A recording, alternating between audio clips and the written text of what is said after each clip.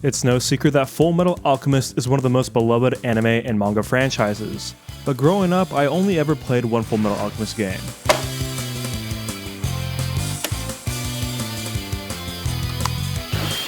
Fullmetal Alchemist, True Sympathy! Unfortunately, FMA never seemed to get the same love as the other top shonen franchises like Dragon Ball Z, Naruto, or One Piece when it came to licensed video games. Fullmetal Alchemist Dual Sympathy released in 2006 in North America and was one of 2 FMA games released for the Nintendo DS.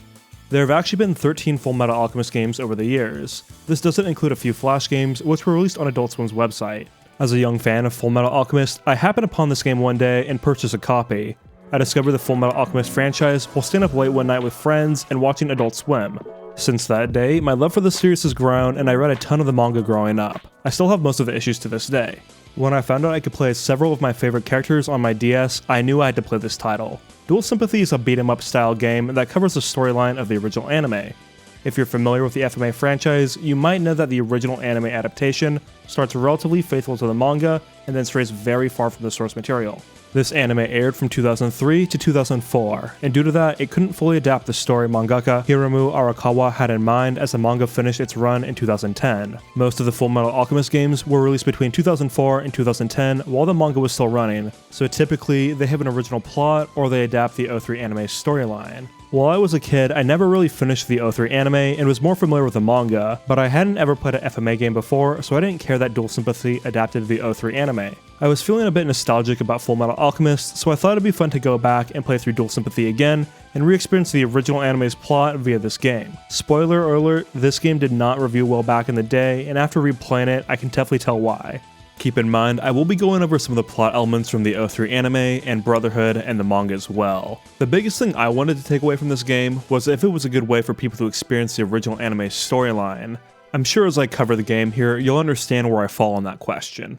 Unfortunately, I no longer have my original copy of Dual Sympathy. I must have traded it into GameStop for like $1 or so, but I went ahead and picked up another copy of the game for this video and just to have in my collection. There's an instruction guide included of the game, and I like how it's styled like an alchemy book. This is a decent instruction manual, and it's colored inside, which is a bonus as well. It covers most of the game mechanics and some of the extra features also. Regrettably, I don't have a capture card for the Nintendo DS or 3DS, so I mostly played back through this via an emulator, which let me capture high quality footage. This worked well overall, but having to use my mouse during combat for alchemy skills could occasionally be annoying. As I previously mentioned, Fullmetal Alchemist Dual Sympathy is a beat-em-up game. During your first run through the story mode, you'll spend the majority of the time playing as Edward, while occasionally taking control of Alphonse. Story mode covers the plot of the original anime, but it's very abbreviated and should take players just a couple of hours to get through. Scenes from the anime are lifted and appear here as well, but they are mostly just still images and often visibly very compressed. The cast of the Funimation dub also reprise their roles here. Most of these lines are probably just taken right from the 03 anime, but there are probably a few original lines recorded for the game. Constructing it is something else. It can even make gold from lead. But alchemy is a science, and so it must follow the natural laws. Sadly, the audio quality of the voice acting here is really bad. I'll cover more of the story later in the video, but for now I want to cover the game's mechanics and a few of the other modes. When it comes to beat-em-ups, Dual Sympathy doesn't have very strong combat. Characters really only have 2 combo strings, one while pressing attack from a neutral position, and one while pressing attack while moving forward. These combos are very similar, usually with just one attack in the string differing. There's also jumping attacks, but the most unique aspect here are the alchemy skills. Defeated enemies drop orbs that the player can pick up. These drop down onto the touchscreen and turn into alchemical energy you can use for transmutations. On the bottom left and bottom right of the touchscreen are offensive and defensive skills. Each character has their own unique offensive transmutation, while all defensive transmutations are just variants of a wall. Holding down on either of these skills allows you to exchange more alchemical energy for powered up versions of them. When using a fully powered up version of a skill, a nice little animation will play out before the character unleashes their ultimate transmutation. To help keep things fresh, you can also tap on the middle of the touchscreen to bring up all the alchemy books you've unlocked. You get a few of these during the course of the story mode, but for some of the others you'll need to complete character mode with a specific character. While it's nice you can change your offensive transmutation ability, you can't access the ultimate version of this skill unless the alchemy book matches the character you're playing. This makes experimentation less fun, as fully powered up skills are quite strong and can be useful against difficult enemies or large groups of enemies. Once you finish story mode for the first time, you'll unlock character mode and hard mode. This gives you access to replay the story as one of 6 characters, and thankfully without cutscenes this time. While it's nice there's more characters to play as, I would have preferred the option to switch up characters between stages, like you can do in many beat-em-ups, rather than being locked into my choice for a couple of hours. Dual Sympathy also offers a variety of bonus features and content such as minigames, but I'll go into that more in depth later on after I talk about the story mode. The story mode in Dual Sympathy plays out over 10 stages with cutscenes and dialogue thrown in during stages and between them. This covers the plot of the O3 anime, but doesn't include any of the elements from Fullmetal Alchemist the movie, Conqueror of Shambhala, which is the sequel to the O3 anime. Because of this, when you roll credits, things don't seem totally wrapped up, and it honestly ends abruptly. I've watched Fullmetal Alchemist Brotherhood 2 times and read the manga growing up, but I never finished the original anime. As I got further and further into this game, I felt like I was experiencing some kind of Fullmetal Alchemist fever dream, as the way Dual Sympathy abbreviates the story does it no favors. It's like the plot of the Fullmetal Alchemist manga got passed around in a game of telephone at a party with your friends, and by the time the story gets back to you, it took on a life of its own and lost many details along the way. Many characters here show up with no introduction and then completely disappear from the game later on with no information on what happened to them. From my perspective, you need to be intimately familiar with the O3 anime to fully grasp the story Dual Sympathy is trying to convey, as many elements here were cut, making it very difficult for me to piece things together. In my original draft for this portion of the video, I went into a bit too much depth regarding the story here, so I'm doing what I can to cut it down. At the start, Ed and Al go to Lior. Here they encounter Rose, who plays a much larger role in this version of the story than I remembered. Most of the plot is presented to the player in cutscenes or via narrations from Al's perspective. The Elric brothers don't interact with any of the townspeople here and are immediately speaking with Rose inside of Father Cornello's church. The conversation doesn't last very long as the brothers are jumped by the father's goons. Ed and Al battle their way through the church, dealing with holy men and chimeras before coming across one of the first minigames.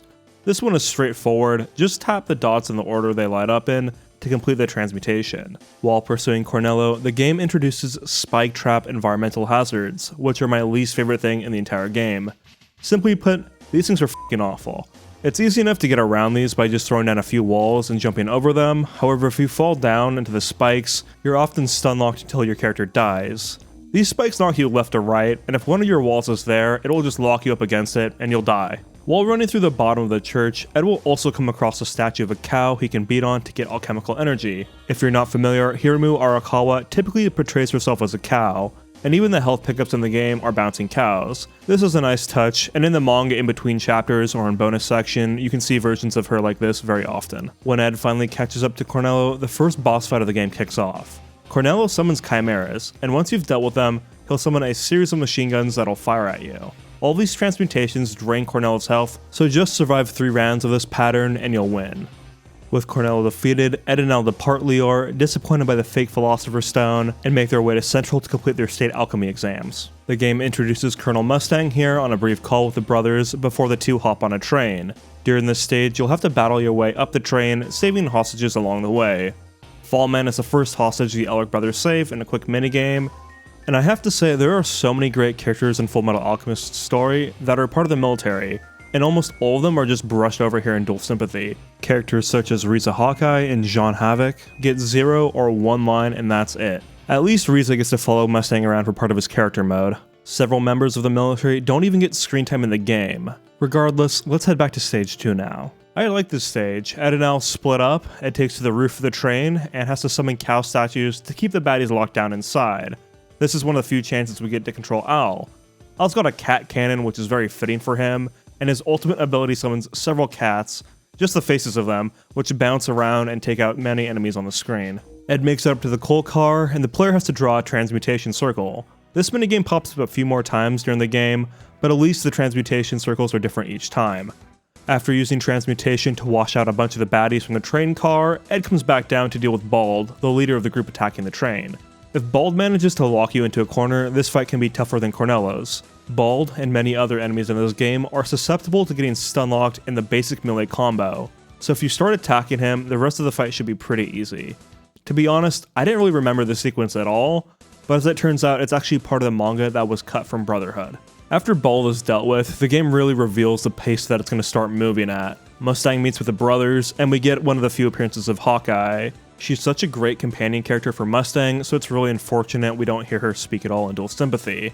After that, Al narrates the entire experience of the brothers making it to Central, meeting with Sho and Nina Tucker and the whole ordeal there, connecting with Maze Hughes and his family, and completing the state alchemy exam in just a few paragraphs. This story is moving at breakneck speed and losing a lot of its heart due to it. Stage 3 is just a boss fight with Colonel Mustang, and before that we get some banter between members of the military. We also get a small glimpse of why Maze Hughes is such a beloved character and his love for his daughter. I'm not sure when it happens in the 03 anime, but when Hughes is killed in the game here, it's completely off screen and there's zero mention of it. The Elric brothers really built a strong connection with Hughes in a small amount of time in the anime and the manga, and obviously Mustang's one of his best friends. There's almost zero conversation between Hughes and Mustang here, and the emotionally resonant moment of Hughes' death is just absent. At least the game keeps a few of the long-running jokes related to each of the brothers. Mustang's a formidable boss, and you'll just have to dodge his attacks. Wait out his attacks long enough and he'll get cocky and make a remark. This is child's play. You'll want to take this opportunity to transmute a cannon and hurt him. Just repeat this process a few more times and Mustang will go down. The reward for taking out Mustang is the ability to use his flame alchemy in battle, and let's be honest, everybody loves flame alchemy. Mustang gives the brothers some information and sends them on their way to Dr. Marco. Once again, Al narrates this whole experience by just touching on the key events. Marco gives the brothers information on where to go to find information about the Philosopher's Stone right before Scar shows up and raises some hell. It would have been nice to have a boss fight against Scar, but instead we get nothing. Having sustained major damage, the Elric brothers head back to Resin Bowl for repairs under the protection of Major Armstrong. Stage 4 in this game is literally cutscenes, narration, and a minigame. That's it. Winry and Pinnacle get Edo fixed up and Armstrong does what he does best, flexing. The minigame here is just dragging logs down onto his stump, so Armstrong can smash them and make firewood. Finishing this chapter nets players the ability to use Armstrong's signature offensive transmutation, Pointed Spikes. Quite a few of the offensive abilities are pretty similar. Ed and El have cannons, Armstrong and Scar have spikes. The ability to summon a weapon or something different would have been nice and mix things up. Ed's a genius when it comes to alchemy, and there's so many different things he could have transmuted here. Winry also barely gets any time to shine in the story here. We briefly see her here, and a little bit later when she travels to Rush Valley, but at least Winry shows up with rewards and in between stages on the save screen. With the brothers all fixed up, the two head back to Central and uncover that humans are the primary ingredients for making a Philosopher's Stone. They're understandably upset by this, but Maria Ross helps push them forward and hopes of finding another solution. Maria Ross is another important character that we don't get much of here. The next stage is Research Laboratory number 5. There's a few batteries on this stage that I had a tough time getting past at first. They show up in other spots during the game, but I never put it together that the color of the battery matches the color of the alchemy book you need to use to destroy it. Earlier in the game, I really only had access to one alchemy book, so I never put it together. After bashing a few enemies in the lab, players get to deal with a memorization puzzle. At first, this one isn't too bad, and I was having a good time, but holy shit, the last few stages on here really speed up. Luckily, you can replay the pattern as many times as you need to. Failing any part of this minigame will deal damage to Ed, which will make the level a bit more annoying later on. Following this minigame, players are immediately presented with another one, where Ed must outrun a boulder. I thought I was screwed at first during this one because I was using a mouse, and I'd have to rapidly click from side to side. This was giving me a lot of troubles at first, and I thought I couldn't even get past it. Luckily, I figured out that I could just hold down the mouse button and wave it back and forth, which made it really easy to do. Once you've cleared the minigames, Al will have to fight Bear the Chopper in a straightforward boss fight, and Ed has to deal with number 48. After being wounded in the first minigame, I died for my first time here, and I dreaded the thought of having to replay this whole stage. Fortunately, the game just starts you right back on the same screen with full health. Here that just meant I get another shot at the boss. To deal with number 48, Ed needs to distract him with statues of Al. While 48's attacking the statues, he's vulnerable. Hitting him in this state will knock his head off, blinding him, and leaving him open to attacks at a distance. Once both bosses have been dealt with, you'll make your way through a few more godforsaken environmental hazards before fighting a gauntlet of Chimera. Just after this is where the game's story completely lost me, as it left the realm of the FMA story I know. Sho Tucker shows back up as a Chimera with a lifeless version of Nina. Tucker is almost successful getting Ed to make a Philosopher's Stone out of sacrificing many prisoners Ed can't see. It's not very clear in the game, but somehow Ed figures this out. Then Lust and Gluttony show up with Al in their captivity. They threaten Al's life if Ed won't go through with the transmutation, but Ed can't bring himself to do it. Just then Scar shows up to help, and somehow the ingredients for the Philosopher's Stone almost turn Ed into a godlike being. Luckily, members of the military show up, things resolve pretty quickly, and I'm left a bit puzzled. I didn't read a synopsis or anything regarding the original anime story because I wanted to see how well this story could present that one for me. So hopefully if you know the O3 anime's plotline, this makes more sense to you than it does to me. Heading out from Lab 5, the Elric brothers plan on finding another way to get their original bodies back and reconnect with Winry, then head off to Rush Valley. I assume the brothers spend some time in Rush Valley in the O3 anime, but here Izumi Curtis, their teacher, shows up very quickly and is not pleased with the boys. Izumi catches up with him as it's been quite some time. There's a pretty fun minigame here where you have to elude Izumi's husband and steal the fish so Ed and Al can eat. There will also be foxes that come and try to steal the fish too, so you've got to tap on them to punt them away. This version's story of Wrath shows up and is an anime original character. He's the homunculus created by Izumi when she tried to bring her son back to life. A ton of the story is dumped onto the player here before another anime original character named Dante shows up, and she's Izumi's teacher. Greed is also introduced and then kidnaps Alphonse. I'm going a bit more in depth at the story at this point, but that's just because it's so foreign to me. It's not long before Ed finds Greed and the two start throwing hands. This is the first of 2 boss fights with Greed. Here you can just sit back and spam alchemy attacks to take him out. Kimberly shows up, making his only appearance Dual Sympathy, with Greed calling him a traitor. This was very out of left field for me, and I have no context or idea what's going on between these two here. Greed and his crew escape with Alphonse, but Lust and Gluttony arrive and cut his crew down. As Ed, we need to head back to Dante's house because apparently that's where Greed should be. You have to make your way through a forest here with no map, so you just have to try out a bunch of different paths and hope it gets you to your desired destination. I didn't have to stumble around the forest for too long before I got to Dante's house, and at this point I was ready to wrap this game up. Before Ed shows up, Greed talks to Lyra, Dante's apprentice, and apparently Dante's died. Greed is weakened by Lyra, who disappears right as Ed breaks in. Boss fight 2 with Greed is next, and this one's more enjoyable. Greed is clad in his impenetrable armor here, so you'll have to make him dive bomb you. When he misses and lands in the transmutation circle, you can use it and weaken him, allowing Ed to hurt him. Ed terminally injures Greed, and with his dying breaths, Greed lets Ed know how the homunculi are created and how to weaken them. In this version of the story, when an alchemist tries to bring a deceased person back to life, they create a homunculus of that person. This is a significant departure from what I know, but it is an interesting concept. With Greed and Dante dead, Ed and Al make their way to Ishbal, continuing their search. Al gives players a narration of a lot of story elements here, but some of it must have been dropped because there's quite a few holes. The brothers catch wind that Scar is attempting to make a Philosopher's Stone in Lior out of the military presence that's suppressing the population there. In order to stop him, Ed heads to Lior and encounters Rose and Lyra again. It's pretty weird seeing Rose be such a significant character, where in the manga and Brotherhood, she's barely in it at all. The game assaults players with exposition and character motivation here, and just throws in the fact that King Bradley is Wrath. Recently, I went back and played Singularity in my last video, and I thought that game had bad exposition dumps, but this makes them look amazing in comparison. At this point, I was deep in the FMA story retelling fever dream and had to push through. Ed and Lyra agree to stop Scar, and then something important must have been cut, because next they're with Scar, agreeing to leave him to his plans while they retreat with the civilians out of the city. While escaping beneath the city, Ed is jumped by Wrath. Wrath is pretty aggressive, and you can't really hurt him, but while he's doing one attack, he's open for a second. While he's doing this, hit him with a transmutation, and then you can wrap the fight up pretty fast just repeating that pattern. Ed's mom also shows up, but it's a homunculus version of herself. I also completely forgot about this aspect of the story, and Sloth here looks very different than Brotherhood. Ed and company get away from the homunculi, and then Ed splits off from the group in order to regroup with Al. There's no explanation for what Al was doing in the meantime, but apparently Scar successfully transmuted the military and turned Al into a living Philosopher's Stone. The game doesn't even mention that Scar dies here, but after looking it up, I guess he does. Everyone is after the brothers now, so they head to Reservoir to lay low. They briefly encounter Hohenheim, their father, and consign themselves to taking down the homunculi. Al takes things into his own hands and finds Sho Tucker, who tricks Al so he can use the Philosopher's Stone for himself. Sloth appears, warning Al about the stone, and then once again Ed shows up to save the day.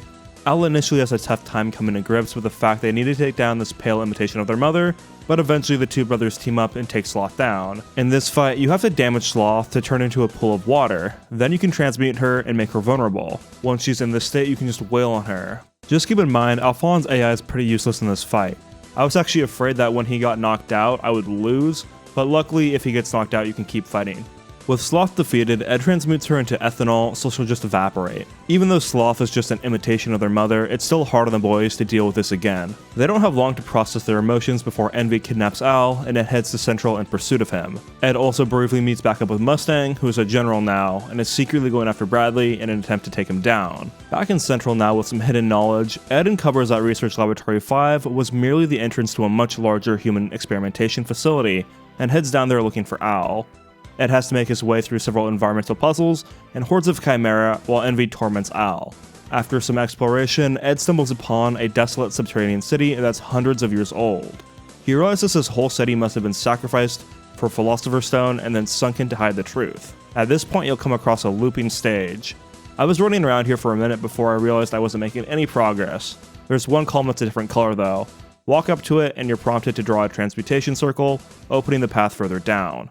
From here, you'll make your way down to a theater and encounter Lyra and a brainwashed Rose. Ed starts putting things together and figures out Dante has actually been using the Philosopher's Stone to jump from body to body for hundreds of years, and that Lyra is her latest victim. Dante pulls the typical, "I was killing the humans to save them from themselves" card, and then Ed and her get to brawling. This is one of the harder boss fights in the game. It's like a souped up version of the fight against Cornello. Dante will summon powerful chimera you must defeat. After that, blades will rip across the screen and you need to run all the way to the left side if you want to avoid getting hit. Next, there's a series of gun attacks, and finally the most annoying one to dodge, falling boulders. Survive all this for long enough and Dante's body begins to fail. Dante talks shit on Ed's belief in equivalent exchange and then tosses him through a gate of truth. Once he's through the gate, Ed takes on a different appearance and runs into his father again. I completely forgot about this aspect of the original anime story, but on the other side of the gate is the real world. These two are in Germany during a war, and the violence on this side of the gate is supplying alchemical energy to the world Ed is from.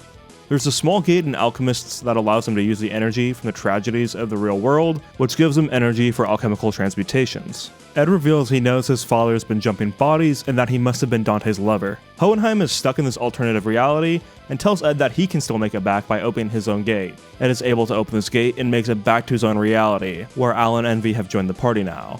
Envy is the final boss of the game, but he won't fight you at all. He just transforms between various characters while talking down to Ed.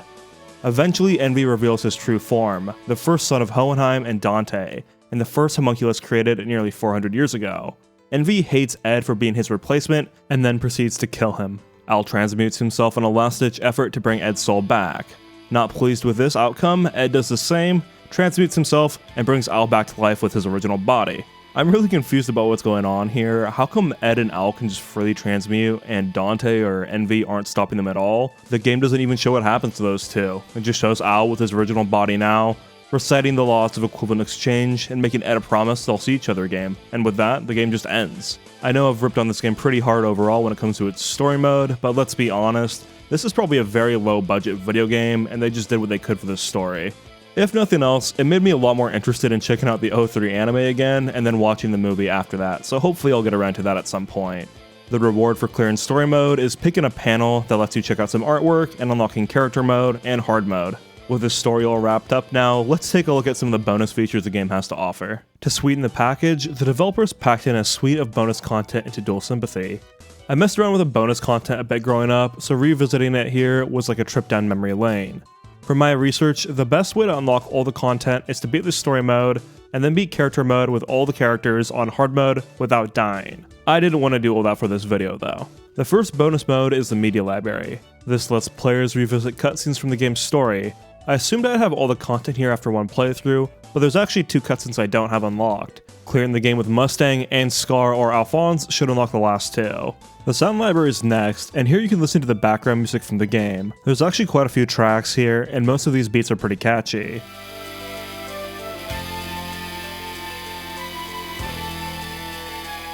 Additionally, there's the option to listen to a bunch of voice clips from characters you beat the game with. You might need to clear character mode to get Ed's voice, because right here I just had Winry unlocked.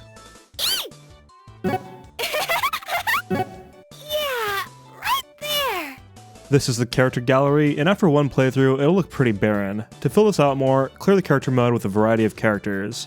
This will give you a small bio on each character, and I'll look at some of their artwork. After that, we have the character clock, which lets you set a literal alarm with different character voices. Once again here, you can get more voices by clearing character mode with a variety of characters. I didn't think this alarm clock would work when the DS was closed, but to my surprise,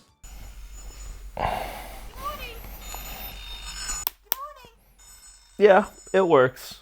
There's also Character Fortune, which is a fun little feature. Hirimu Arakawa will shake a jar full of random fortunes and give you one that gives you stats for the day.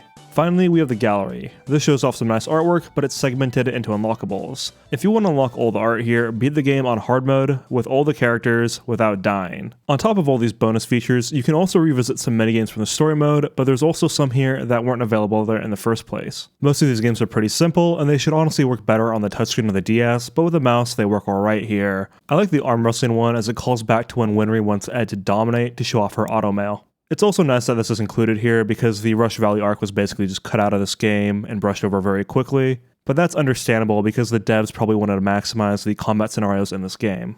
Another minigame that's here is kind of changed from the base game. It's the one where you just fill in the alchemy circles, but here instead, it's like a scratch off. There's also cats though, so while you're trying to scratch this off, if the cats jump on it, it'll undo your work, so it's kind of annoying because there's actually quite a few cats. Some of the minigames from the story, like the one where Ed and Elle have to escape Izumi's husband, are also here and have more modes when it comes to difficulty. You just have to beat them to unlock the other ones. Besides the bonus features and minigames, there's one other fun thing. If you go to the options menu, you can change the character that will appear on the menu screen. Initially, you'll just have Ed and Elle unlocked, but as you clear the game with more characters, you'll unlock them too. You can also tap on these characters to see their reactions. Whoa. Minigame mode! While Dual Sympathy was the only Fullmetal Alchemist game I played growing up, there's actually another game on the Nintendo DS that was also released in North America, and that's Fullmetal Alchemist Trading Card Game. This is actually based on the real-life TCG of FMA, and I never encountered these cards growing up, but they were in circulation in North America primarily between 2005 and 2007. They actually put this game out right when they stopped supporting the TCG, so in a way, this memorializes that physical game. This one's also published by Destinier, one of the publishers also attached to Dual Sympathy, and it also reviewed poorly back in the day. You can still find videos online of people opening up Fullmetal Alchemist trading card game packs, which is pretty fun, but if you have any interest in me making a video about the video game version of the trading card game, let me know in the comments down below. I actually didn't know about this game until recently when I saw a cartridge of it for pretty cheap at a local game store. Circling back to Dual Sympathy, it's time for my final thoughts. Dual Sympathy is clearly a game made with a small budget, meant to profit off Fullmetal Alchemist fans. The combat and story are weak, but you do get to control a few characters with unique combat properties. I can't really recommend this game to anyone but the most interested Fullmetal Alchemist fans. The bonus content here makes the whole package more enjoyable, and messing around with it as a kid was a lot of fun. If you want a quality beat 'em up, look elsewhere, and if you want to experience the O3 anime story, just watch it instead. All that being said, this game still holds a special place in my heart, and I'm glad to have it back in my physical collection. If you made it all the way to the end here, thanks so much for watching this video. It was a lot of fun revisiting this game, although it was a bit annoying to play at times. If you liked the video, give it a thumbs up, it really helps it out. And if you want more content just like this, subscribe to the channel. The last video I did was a retrospective on Singularity, a FPS game a lot of people haven't heard about. So check that one out if you haven't already.